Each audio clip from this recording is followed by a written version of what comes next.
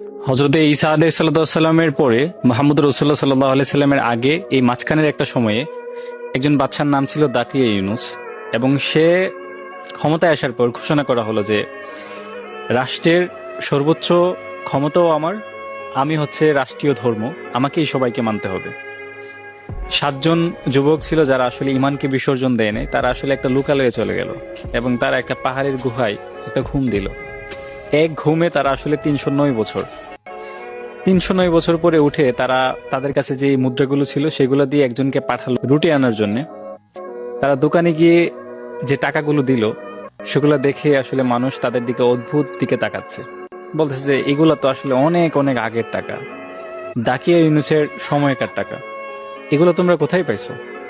তখন তারাও অবাক হয়ে গেল যে এত সময় আমরা ঘুমাইছি, এটা কি সম্ভব? কথা হচ্ছে যে সম্ভব যখন আল্লাহ রব্বুল আলামিন চায়।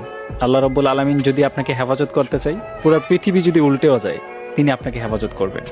যেমনভাবে হযরতে ঈসা আলাইহিস সালাম কি করেছিলেন, কাফেরদের আক্রমণ থেকে বাঁচানোর জন্য আল্লাহ রব্বুল আলামিন হযরতে ঈসাকে আকাশে তুলে নিয়েছিলেন এবং সেই আকাশ থেকে ঈসা আবারও ব্যাক করবেন